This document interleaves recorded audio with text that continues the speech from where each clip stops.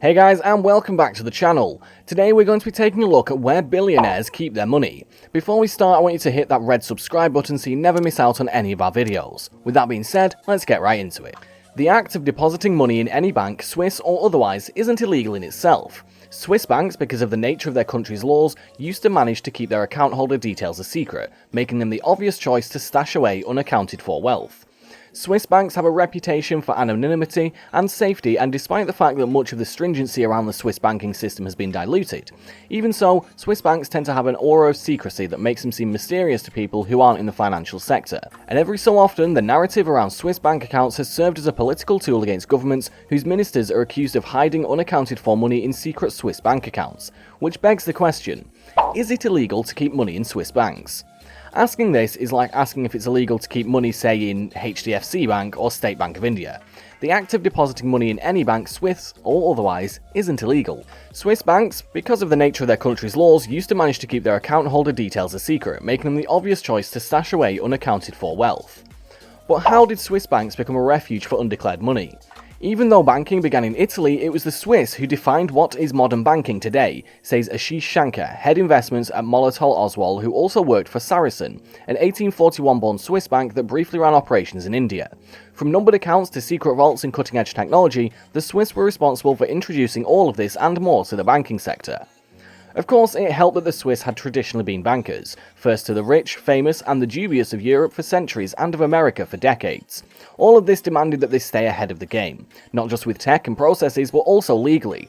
The cantons used to be safekeepers to the wealthy of Europe long before they merged to become what is Switzerland today. For most part, the Swiss have remained neutral and stayed away from all conflicts, including the two world wars. Combined with their banking legacy, the Swiss swiftly became the bankers of the world. Emperors, dictators, leaders, and businessmen from both Axis and Allied powers had their money stashed away in Switzerland. The mountainous terrain of Switzerland also made it easier for the Swiss to create super-sized secret vaults. They also put into place high-tech processes that ensured the anonymity of their clients. The only people who could have access to the identity of the client would be the private banker and a couple of other high-ranking managers, making the entire operation highly secretive.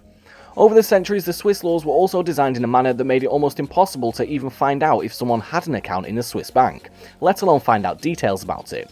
And the distinction that the Swiss draw between tax evasion and tax fraud made it even more difficult for governments to chase criminals. So are Swiss banks still as secretive as they used to be? The short answer to this is no, they aren't. Over the decades, various countries, prominently the US, have gone after Swiss banks in order to reveal their account holders' details. America's war against the Swiss banks started as early as the 70s when the government attempted to choke funding of drug cartels.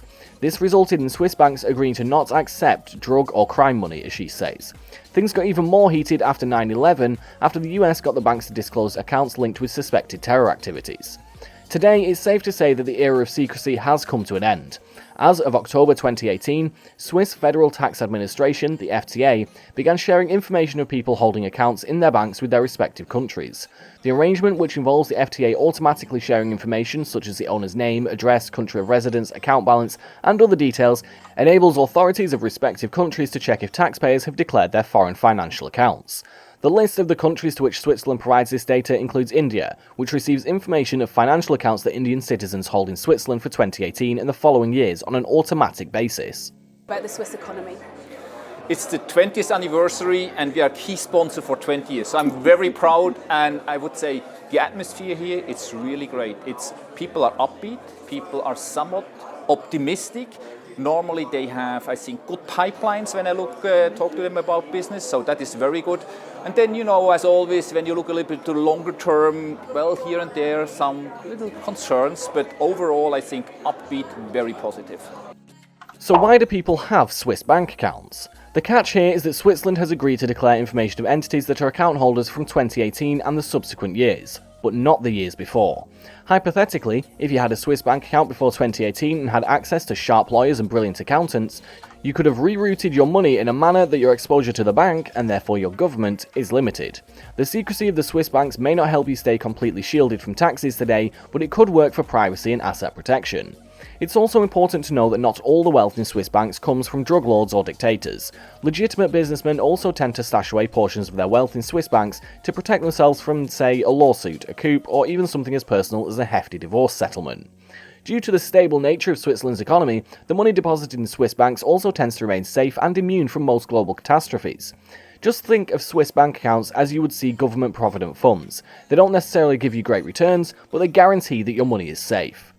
And that's all for today, folks. I hope you enjoyed the video. If you did, make sure to hit that like button and subscribe to the channel so you never miss another amazing video from us. Until next time.